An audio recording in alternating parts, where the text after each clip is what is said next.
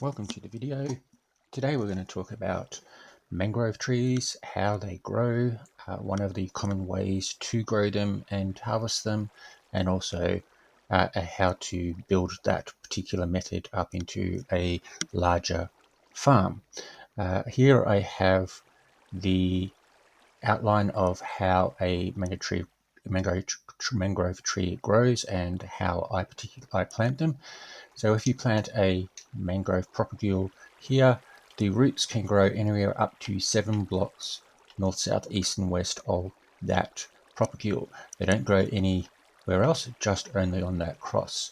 And as long as there is a spot for the root, for the mangrove root itself to land, then it can grow. The place for the root to land doesn't have to be on the same level as the propagule. It can be, I think it's 2 spaces up or 2 spaces down, so you can get the roots to grow down further, or if you've got a block up here, then it will grow on top of that block. Now, one of the ways that people do grow the mangrove trees is to do multiple in the one area, because it will override the leaves and so on, and it can therefore also then stack lots of wood in the one area. So if we come down here and plant a propagule, bone meal it, plant it again, bone meal it again, and keep going. Now if this happens where we get the root there, then I just like to, and also the wood there, I just like to remove those. You can also remove all of them further around if you like, and then just keep bone mealing. There we go. And you can keep doing this until you feel like you've placed enough or that you've run out of room. So what you can then do is you can come out, go up to the top, and find the center point, which I think is around about here.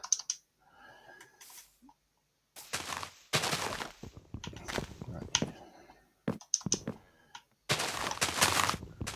There's my center point. Have I completely missed it? There it is there. Okay.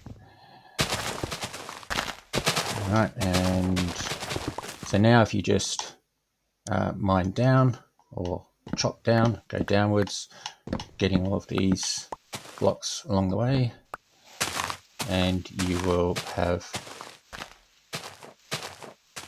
quite a bit of mangrove logs.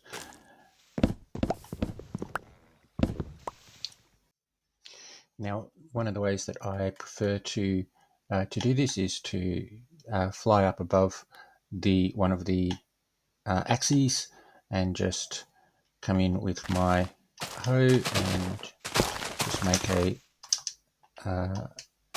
line going down. So this helps me to see where everything is, and just go back up to the top.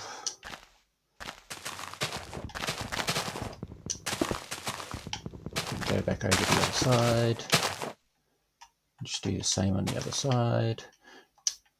This isn't really necessary, but I find it helps when chopping down the tree. It just makes it a little bit easier to see the logs and where you're up to. So again, find the center, find the line, just doesn't have to get rid of everything, it's just getting rid of most of the stuff so that it helps when you are chopping. And next bit, come back the other side and then do this. Again, like I said, this is just me. I like doing this, it seems to help. Now I just go back up, and now it's easy to see where the center is. So come down here, and then from here, just start chopping. Once you've gotten everything within reach, oops. Once you've got everything within reach, then chop down a few blocks and keep going. And you can see this is why It's nice to get the leaves out of the way earlier, just helps with seeing where the next logs are. Okay, so just keep doing that. And down a few more. You can see this was actually grew to be quite a big clump of trees. Quite a lot of logs here. And I think that's just about it. Yep, so I can go down the bottom, get rid of all of the roots, and then I can just wait until the leaves all decay, and then start over again. Now, now because of the way that the mangrove trees grow, if you try to plant the propagules too close together, you end up with the mangrove roots destroying nearby propagules. Also, it gets a bit messy trying to find where the wood is. You can always just restrict the height from the top and chop from the bottom, but it's still very difficult to try and work out where everything is. To extend this particular idea here, where you planting multiple propagules in the one area, what you can do is this particular pattern here is that you do this 9 times at once rather than just do one at a time. And if you use this pattern, none of the wood or the roots overlap with each other, they don't affect each other, and it makes a nice area where all the wood is, and makes it a bit fairly easy to mine or chop it all down or harvest it. So what you have here, we've got the center propagule with 7 spots for the roots to land.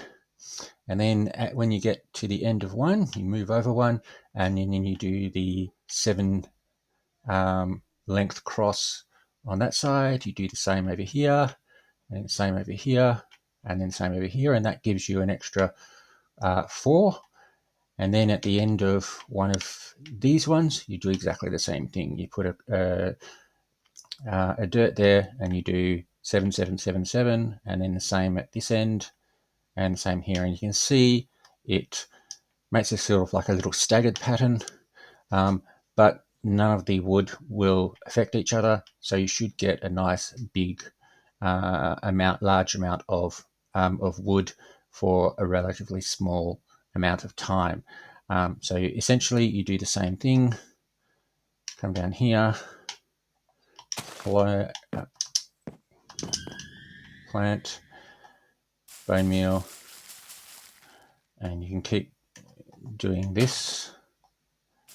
And I'll just do a small amount, and then we go here, and we plant bone meal. Now, because these roots are along a different axis than these, or a different different axis than these, they don't affect each other. And you can keep going, and then we go over here, and we can quickly do that for all of them. That took a lot of bone meal. There's one. But you can do this, as we did before. You can do 10, 20 propagules all in the one area, in the one location. You do that for each of the 9 planting spots, and you'll get a large tree with large amounts of harvestable wood. So I'll just quickly finish this one off and see if this one will take less than 5 bone meal, or just the right amount. And then if we fly up, now as I said earlier, I haven't done multiple propagules for these, so these are only fairly small trees, but if you do, you will get a very large amount here. Now you can try and work out where the top of each one is. The other thing you can do is have an indicator up here to help you. And then if we go down, and there we are, that's our center spot. And so I know that I just need to mine that spot. Now what I'll do now is I'll go and plant a few more, and I'll get rid of the leaves, and we'll see how much wood we actually are able to generate. Okay, after a little bit of time, I've removed all of the leaves from here, and we can see how much wood we actually have, and you can see each of the individual tree groups. So we've got the center one here, it's across. If we move over to this one here, we have this is a little bit bigger. We have a bigger cross, and we can see that this overlaps here and here, but doesn't actually run into it. So the wood hasn't stopped any. One tree hasn't stopped any of the others from generating. This one here, for some reason, just didn't want to generate there on that side, but it did fine on this side here. And if we keep going around, we can see that we've got 9 fairly large trees of wood. Now I will quickly chop these all down, and we'll see how much knowledge I get and wood that I get from this harvest. Okay, so I've harvested all of those. I've gotten just a little bit over 20 stacks of mangrove with one of the special mangrove logs. I did get a whole heap of other stuff as well that you normally get. I'm not too worried about those. And for the study, I got a little bit over 600 study for that area. So that's just one way, if you like, of doing the mangrove trees. There are many different ways of doing it. I've only just started trying this way out. I'm not quite sure whether it will be more efficient or not, but it just seems to me to be a nice way of doing it all in one. So you can do one fairly big session without having to keep going up and down the same tree over and over again. Uh, Thank you for watching the video. I hope it has helped, and see you next time.